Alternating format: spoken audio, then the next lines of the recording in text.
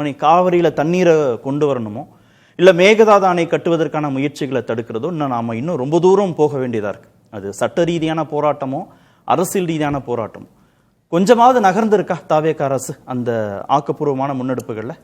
நகர்ந்த மாதிரி தெரியல. இப்போ பிரச்சனை என்ன, கிட்டத்தட்ட 3 மாதங்கள் ஆக போகிறது. ஆளும் கட்சியோட பிரதிநிதி இல்லாமலே நம்ம பேசிக்கிட்டே இருக்கோம். இது இன்னொரு பெரிய டிஸ்அட்வான்டேஜ். இப்போ டிஎம்கே கவர்மெண்ட்டில் டிஎம்கே ரெப்ரஸன்டேட்டிவ்ஸ் இருப்பாங்க, டைரெக்டாகவோ ப்ராக்சிஸோ இருப்பாங்க. இப்போ அது கூட கிடையாது உங்களுக்கு. ஸோ இது ஒரு சிக்கல் தான். இப்போ ராமகிருஷ்ணன் தெளிவாக சொல்லிட்டார். ஃபர்தராக ஆட் பண்ணுறதுக்கு ஏதாவது இருக்கான்னு எனக்கு தெரியல. இப்போ ஒருமித்த குரலில் அரசு பேசணும். அங்கே கர்நாடகாவில் அவங்க பேசுகிறாங்க, தமிழ்நாட்டில் நம்ம பேச மறுக்கிறோம். அனைத்து கட்சி கூட்டத்தால் பிரச்சனை தீருமான்னு கேட்குறது தீர்வதற்கு வாய்ப்பு குறைவாக இருந்தாலும் நம்முடைய வாதங்கள் வலுப்பெறுவதற்கு அது உதவும். அதனால் கண்டிப்பாக அது தேவைதான் உங்களுக்கு. 91-96 ஜெயலலிதாவோட முதல் ஆட்சியில் மிகப்பெரிய அளவில் ஒரு எதேச்சாதிகார அரசை அவங்க அந்த அம்மா நடத்தினப்போ கூட காவிரி மாதிரியான பிரச்சனைகள் அனைத்து கட்சி கூட்டங்கள் கூட்டப்பட்டது. அது சட்டமன்றத்தில் பிரதிநிதித்துவம் இருக்கக்கூடிய கட்சிகளை தாண்டி எல்லோருக்குமான ஒரு குரலாக தான் இருந்தது. பட் இந்த அடிப்படை புரிதல் இல்லாமல் தான் அவங்க போய்கிட்டு இருக்காங்க. இதில் 2 விஷயம். ஒன்று, காவிரி நீருக்காக போய் பேசுறது ஒரு இஷ்யூ, மேகதாது ஒரு இஷ்யூ. ரெண்டையும் போட்டு குழப்பிக்கூடாது. 2 வெவ்வேறு விதமான ஒரு விஷயங்கள் தான். இப்போ மேகதாது விஷயத்தில் தீர்மானம் நிறைவேற நேரத்தில் எதிர்க்கட்சி தலைவர் கொடுத்த அந்த ஆலோசனையை விஜய் ஏற்றுக்கொண்டதே தவறு. அது அவங்க விரிச்ச வலையில் அவர் விழுந்தார். ஏன்னா மார்ச் மாதம் அன்றைய திமுக அரசே செய்த ஒரு பிழை என்பது அந்த கூட்டத்தில் அவங்க தெரிவிக்காமல் தனியாக கடிதம் எழுதுகிறாங்க நடுவர் மன்றம் என்பது. அதுவே ஒரு முறை தவறிய செயல் தான் உங்களுக்கு. ரெண்டாவது உங்களுக்கு நடுவர் மன்றங்க ஒரே நதிநீர் தாவாவுக்கு, ஒருவேளை மேகதாதுக்கு நடுவர் மன்றம் அமைத்தால் சுதந்திர இந்திய வரலாறில் ஒரே நதிநீர் தாவாவுக்கு 2 முறை நடுவர் மன்றம் அமைத்த ஒரு முன்னுதாரணம் ரொம்ப ஆபத்தானது. அவை அந்த விஷயத்தில் பார்க்கும்போது திமுகவும் பிழைகளை செய்திருக்கிறது. இது ஒன்றும் திமுக எந்த தப்புமே செய்யலை என்று பேசுவது மிக மிக தவறான வாதம். ஸோ இது 2 இஷ்யூ. ஒன்று, இம்மீடியட்டாக நமக்கு தண்ணீர் தேவை என்பது அது ஒன்று. இன்னொன்று மேகதாது. இப்போ வர்ண பகவான் கருணையால் ஓரளவு மழை பெஞ்சு வந்துக்கிட்டு இருக்கு. ஒவ்வொரு தடவையும் தப்பிச்சோமா, இந்த தடவையும் தப்பிச்சுக்கிட்டு இருக்காங்க. ஸ்டாலினுக்கு இருந்த வர்ண பகவானுடைய ஆசீர்வாதம் விஜய்க்கு கிடைக்கல, ஏதோ இப்போ கொஞ்சம் கிடைச்சிருக்குது, அவ்வளோதான். இது ரொம்ப ரொம்ப சிக்கலான ஒரு விஷயம் தாங்க. பேசுறதுல என்னை பொறுத்த வரைக்கும் தவறு கிடையாது.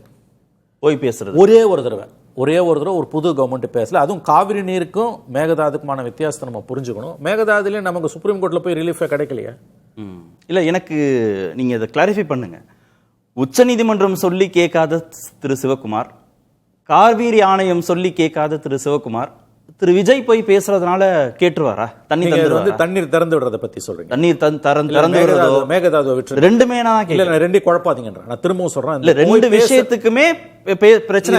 நான் திரும்பவும் சொல்றேங்க, மேகதாதுக்கு பேசுறதுக்கு வாய்ப்பு இருக்குங்க, ஆனா காவிரிக்கு பேசுறதுக்கு வாய்ப்பு இல்லைன்றது உண்மைதான். பட் ஒரு புது கவர்மெண்ட் வந்திருக்குது, ஏதோ ஒரு அட்டெம்ப்ட் அவங்க பண்றாங்க. நீங்க சம்டைம் சுப்ரீம் கோர்ட்டை போய் பேச. சிவகுமார் ரெண்டையும் இணைச்சிட்டாரு சார். சிவகுமார் என்ன சொல்றாருன்னா, எங்களுக்கு இப்ப அணைகள்லாம் நிரம்பிடுச்சு, இதை நாங்கள் சேர்த்து வைக்க முடியாது, அணைகள்லாம் உடஞ்சிரும் அப்படின்னு அவர் புதிய அணை கட்டுவதற்கான தேவை இருப்பதாக அவர் வலியுறுத்துகிறார். அவரோட ஒரே தீர்க்கமான முடிவு எப்படியாவது மேகதாது அணையை கட்டணுன்றதான். இப்போ நீங்கள் 2மே சீரியஸ் இஷ்யூ தான். தண்ணியை கொண்டு வரணும் காவிரியிலங்கிறதும் உடனடியாக இருக்க வேண்டிய பிரச்சனை, தீர்க்க வேண்டிய பிரச்சனை. மேகதாதுல அணை கட்டாமல் அவங்க தடுக்கணும். ஏன்னா மத்திய அரசும் அதே நிலைப்பாட்டில் தான் இருக்காங்க, தமிழ்நாட்டோட அனுமதி தேவையில்லைன்னு அவங்களும் சொல்கிறாங்க. இல்லை, அப்படி 2மே ஒரு கிளப் பண்ணுறாருன்னா போய் ஒரு தடவை பேசுறதுல தவறு இல்லை. நீங்கள் உலகம் பூராவே இந்த நதிநீர் பிரச்சனைகளில் வெவ்வேறு விதமான தீர்வுகள் என்பதை தாண்டி அக்ராஸ் த டேபிள் பேசுறதுல ஒரு தீர்வு கிடைச்சிருக்கு. நான் சொல்றது கடைசி அட்டம்ப்டா, ஒரே ஒரு தடவை அந்த முயற்சி பண்ணலாம். ஆனால் அதுக்கு முன்னால் ஒரு அனைத்து கட்சி கூட்டத்தை கூட்டணும். இப்போ அது இல்லாமல் இப்போ சட்டமன்றத்தில் நிறைவேற்றப்பட்ட தீர்மானம் மட்டுமே போதும் என்பது ஏற்புடையதல்ல. அதை தாண்டி சொன்ன மாதிரி சட்டமன்றத்தில் பிரதிநிதித்துவம் இல்லாத கட்சிகளையும் வைத்து தான் நம்ம இந்த பிரச்சனையை அணுக வேண்டியிருக்கு. அதுதான் உண்மையான ஒரு ஜனநாயக அணுகுமுறையாக, நடைமுறையாக இருக்க முடியும்.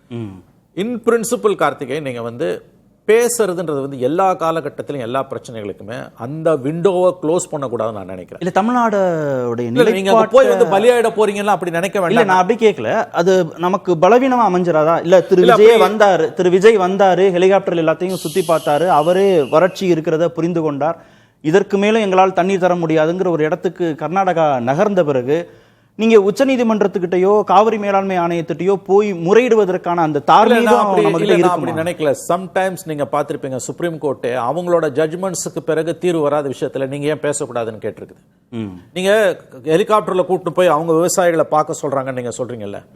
2003 காவேரி குடும்பம்னு ஒரு முயற்சி எடுக்கப்பட்டது, நீரியல் நிபுணர் ஜனகராஜன் போன்றவர்களால். 2 மாநில விவசாயிகளையும் கலந்து பேச வச்சாங்க. உங்களுக்கு அத்தகைய முயற்சிகள் இறுதி தீர்ப்பு வருவதற்கு முன்னால வாட் எவர் இட் 100 முயற்சிகள் அது மாதிரி நடந்தது இல்லங்க. கரெக்ட்டுங்க. நீங்க நான் திரும்பவும் உங்களுக்கு சொல்றேங்க, நீங்க நாடுகளுக்கு இடையே இருக்கக்கூடிய பிரச்சனைகள்லயே யுத்தங்கள் நடந்து கொண்டிருக்கும் பொழுதே கூட வந்து பேசிக்கிட்டு தான் இருக்காங்க. அந்த window that is track two டிப்ளமசின்னுவாங்க. அந்த மாதிரியான ஒரு விஷயத்துல ஒரு வாய்ப்பு கொடுக்கலாம். இப்ப பிரச்சனை என்னன்னா, யார் உத்தரவுக்குமே அவங்க கட்டுப்படலைங்க. பேசுறதுன்றது இன் பிரின்சிபல் என்ன பொறுத்த வரைக்கும் அது தவறு கிடையாது ஒன்று. ஆனா இங்க சிக்கல் என்னன்னா, எதை பத்தியுமே வாய் திறக்காத ஒரு முதலமைச்சர், அனைத்து கட்சி கூட்டத்தை மறுக்கிற முதலமைச்சர், ஒருமித்த கருத்தை ஏற்படுத்த தவறுகிற ஒரு அரசு, இதுதான் பிரச்சனையா நான் பாக்குறேன். இது என்னுடைய கருத்து. ஒரு முறை போறதுல தவறு இல்லை, ஒரு முறை போறதுல தவறு கிடையாது. நீங்க இன்னொரு நடுவர் மன்றம் அமைக்கணும்னு திராவிட முன்னேற்ற கழகம் கொடுத்த அந்த யோசனை என்பது எவ்வளவு ஒரு, அது எந்த விதத்தில் நியாயம்? அது அதையும் அனைத்து கட்சி கூட்டத்துக்கு தெரியாம அவங்க செஞ்சிருக்காங்க. இதை இங்க கேள்வி கேட்க ஆள் இல்ல. அந்த கூட்டத்தில் கலந்து கொண்டவங்க சொல்றாங்க, எங்களுக்கு தெரியாதுங்க இப்படி ஒரு கடிதத்தை அன்றைய முதலமைச்சர் எழுதியிருக்கிறார் என்று. இன்றைக்கு மறுபடியும் அந்த வலையை விரிச்சாங்க, போய் முதலமைச்சர் விழுந்தார்.